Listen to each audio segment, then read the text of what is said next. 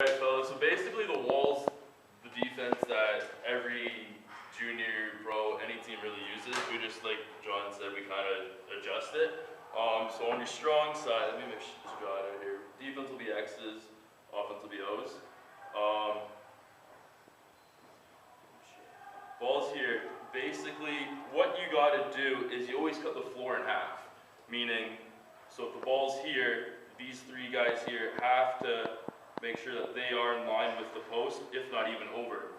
As well, the crease guy has to make sure that he is anchored down.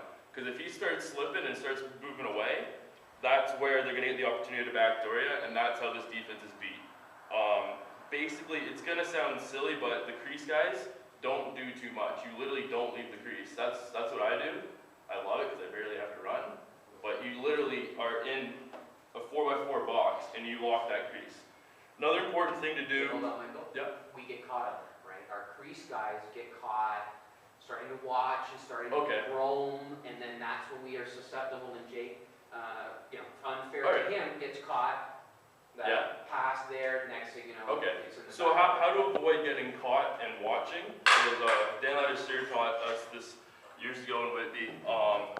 What he calls pistols, I guess, with him being a cop. That's how he remembers it, and that's what's always stuck with me. So you want to play open. So let's say the ball's with John, but my guy's behind me. I want to make sure I'm still seeing John and still seeing the ball. So you position your body to make sure that you are available to pick off the pass, but you are all times seeing where the ball is.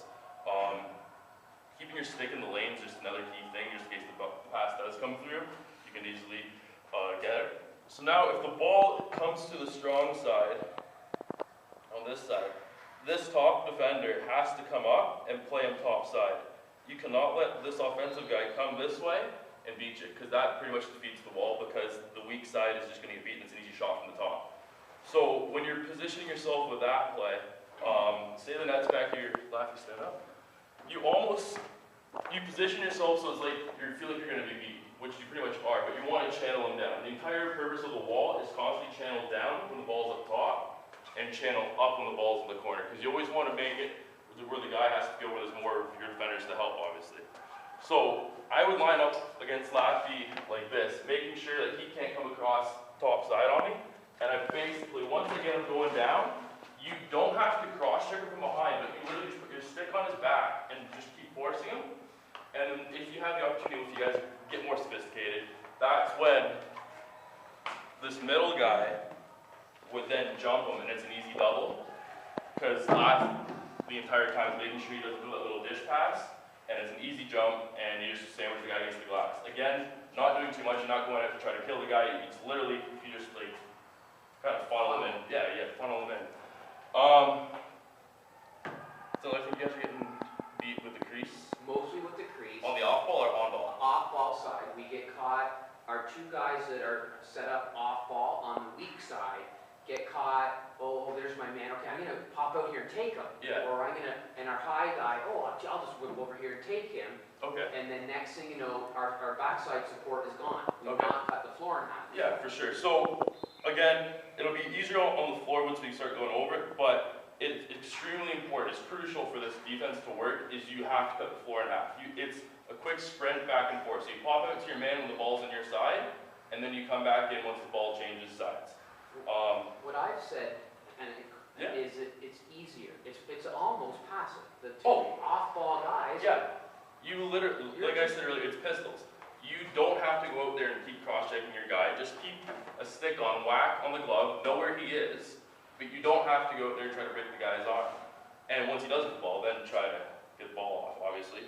But when you're off ball, don't do too much. Just know where your guy is, know where the ball is. Once you start overthinking and overcommitting, that's when you're going to get beat. That's when, basically, the entire point of the offense is to move the ball around and make you guys run around, and that's how they beat you.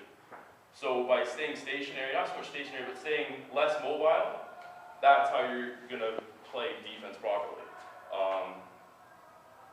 Any questions or any, like you guys are the ones that are playing and getting caught? Yeah, I mean, from where you guys sit, Burnsy and Pryor, Tibbsy, from where you guys sit, where have the failures come? I mean, where do you see us breaking down? I mean, I can see certain things from the bench, but from where you guys are, you're out there, you're doing this. where do you feel that we're not accomplishing what we're trying to do? Pushing the guy to the side, the top guy. Push them down. When you want to start pushing him down? Because we do get caught where they'll pop out the weak side Yeah. guy for the, For the cross pass, and then he goes Right. down. yeah. Okay, Or yeah. like for weak side, or not weak side, but like say like a guy beats us from the top, Yeah. and he'll cut in, when like the weak side post guy, like he'll kind of come down and usually just dish it there, or do the shit with So So we'll let him here, go. they let Yeah. him, they muck this up, Yeah. and they just keep We're inching. strong right, like you got it there. Yeah. We've allowed him to go over the top, right like your arrow is. Yeah. Where you got it. Yeah. He's gone over the top, beating his man. Now he's heading to the net. Okay. Where we get caught then is, if the top guy goes, Yeah. so the weak side top guy Yeah. goes, now the bottom side guy's kind of like, oh shit, what do I do? And So- we get caught then, he goes. How I've always played it is basically the two crease guys, last resort, don't leave the crease. So we prefer to have the other side guy slide and take that. Because once a guy leaves the crease, then it becomes a quick rotation Right. and it's all mucky.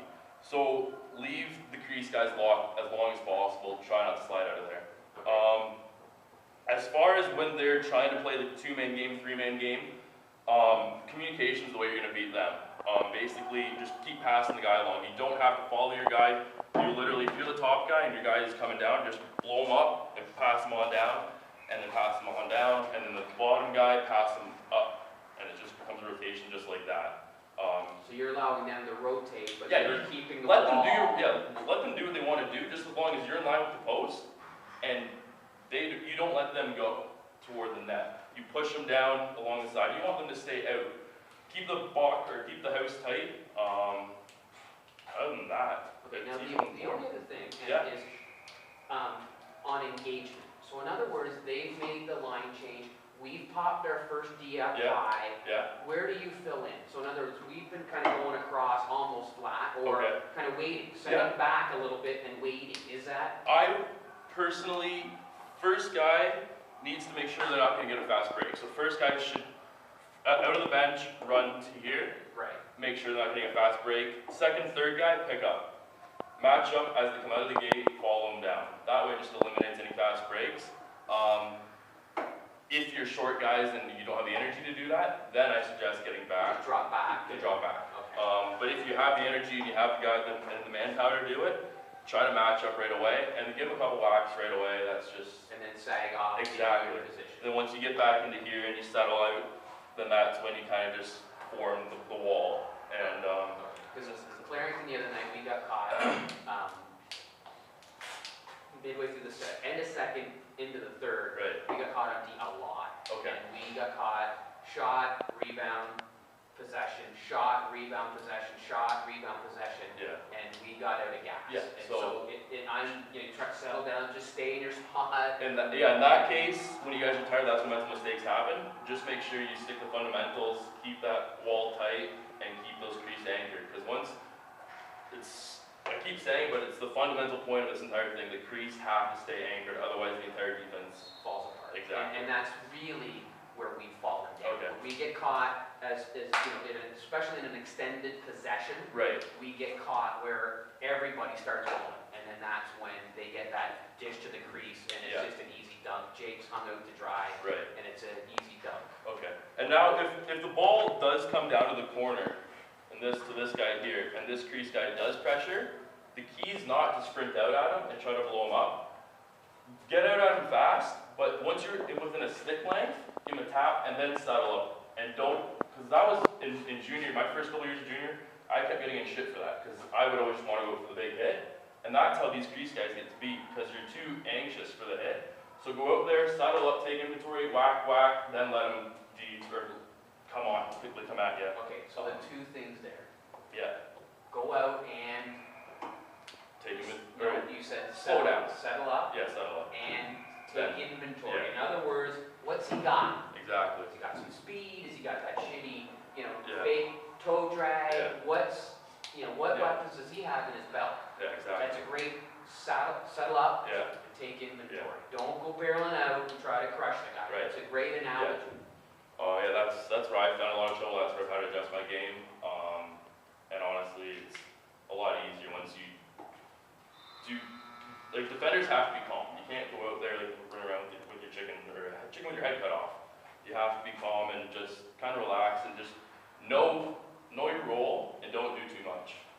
I always say with myself, know your limit, play within it. Like, I'm not gonna go out there and try to run down and get a game-winning goal because I probably know I won't score.